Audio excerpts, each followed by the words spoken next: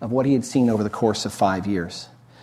And really, from that voyage of 5 years, he had enough questions to last him 5 decades, and it was 5 incredible decades of work that followed. Darwin, when he returned to England, started a phase that he refers to in his own autobiography as mental rioting. What was the meaning of all these things he had seen? He had seen many more things than any naturalist before him. He had studied these things very carefully. He had had 5 years to think about them, all that time on the ship, for example. But he knew that this idea about species changing was dangerous. It was heresy. It was absolutely contrary to the doctrine of the Anglican Church at the time. So Darwin knew he theorized at great risk. So he kept his thoughts private, and he started writing in secret notebooks. He lettered these notebooks. As he finished one, he went on to the next. So these are actual specimens of Darwin's original notebooks, with some of his writing shown below. And in these secret notebooks, he was developing a theory of species formation. It would be a long time before anyone read these theories. Why? Why secret notebooks? Why was he suppressing this? Well, as I told you, that the immutability of species was the doctrine of the time.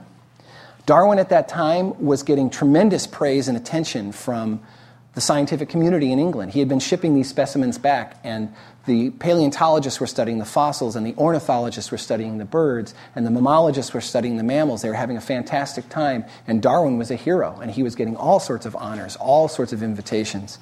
And he knew that if he set forth his ideas, he'd lose all these privileges that he was enjoying. He worried about dishonor to his family, the good Darwin name, if he spoke this heresy. And eventually, he also had another reason, which was he married Emma, his first cousin, and he was very sensitive to her religious devotion. So he knew he would need more evidence, much more evidence. And so once he settled down, he set up really one of the most fantastic home natural history stores you could ever imagine. All sorts of experiments going on, all based on his work at home. He became a pigeon breeder. It was a rage at the time in England, and he actually frequented various pubs where pigeon breeders hung out and talked about their secrets.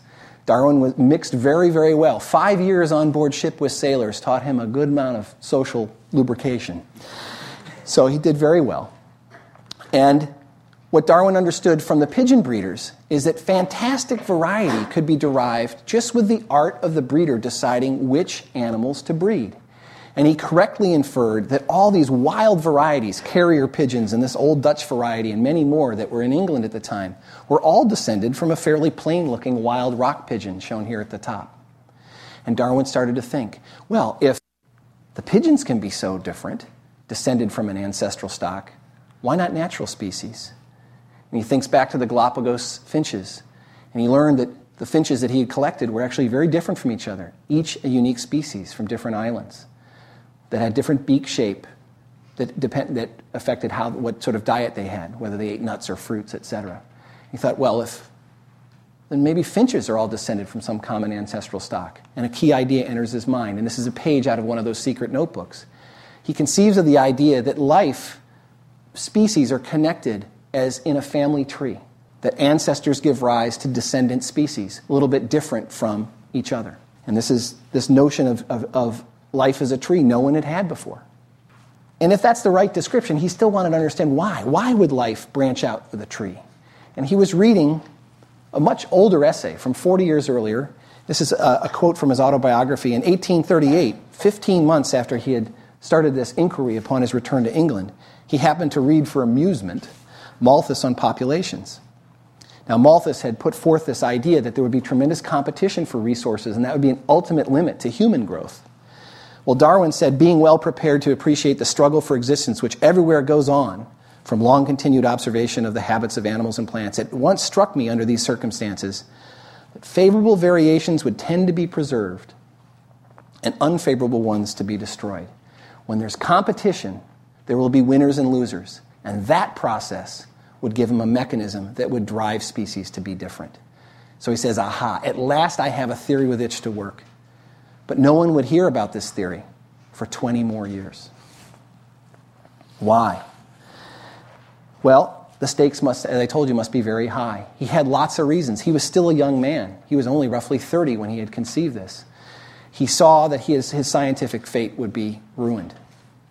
So he kept working, and he kept working, and he kept working. But eventually, various events in life intervened that prompted him to go public. Let me tell you about two of those events.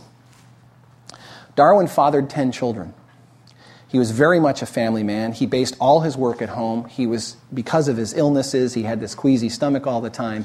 He really was a homebody, working all day among this menagerie of animals, plants, and children. Well, his firstborn daughter, he was very, very, very attached to. Annie Darwin was very, very attached to his father. They had a very sweet relationship. She was a very loving child. But she developed an illness, and despite all the interventions that her mother and father took, she gradually declined and died before Darwin's very eyes. This shattered him, absolutely shattered him. And now he was more of a middle-aged man, and I think this experience made him think, well, what could be worse than losing his daughter? You know, he was fearing the repercussions of his scientific work less. And then a few years later, again, as he kept working on this massive development of this species theory, a package arrived in the mail. And it was from a naturalist working in the Malay Archipelago, Alfred Russel Wallace. Wallace had gone in to the tropics almost a dozen years earlier.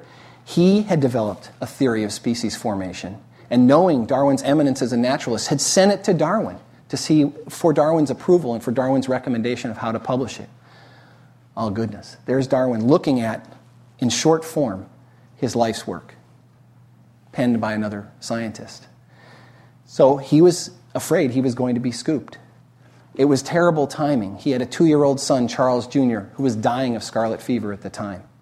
But Darwin's friends, his allies, which included the great geologist Charles Lyell and many others, made sure that both Wallace's theory and Darwin's theory were presented together to the Linnaean Society in 1858. And this was the first public airing of this idea that species change and that natural selection is a force. So that's why we talk about Darwin and Wallace. But Wallace always deferred to Darwin as having done the greater, larger, and more original earlier work on species formation. Wallace was always humble about that. So after the appearance of these papers, Darwin pushed on. And in the next year, working at a feverish pitch, he finally completed his work that everyone is most familiar with, The Origin of Species. It is an amazing book, still very readable today.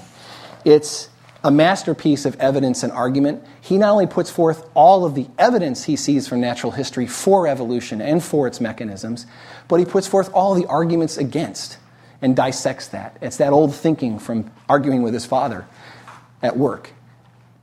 Evidence and argument.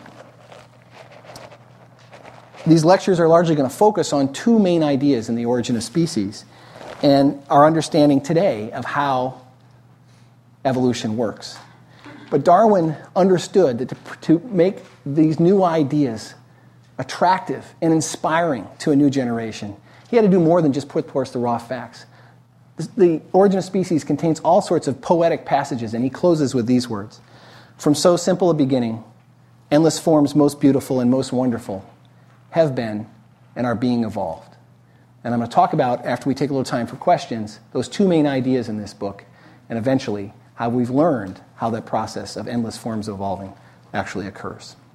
So let's take a little break and open up the room to some questions. Yeah, in the back. Did Wallace publish anything else, or did he just kind of fall into not really prevalence? Wallace did not become anywhere near as prominent as Darwin. Wallace published lots and lots of papers. He wrote a great deal, but his writings never captured the popular audience that Darwin did. And Darwin's books themselves inspired a lot more writers. So there were more people in the decade following Darwin who took up the pen and wrote their accounts of evolution or their accounts of geology inspired by the theories set forth.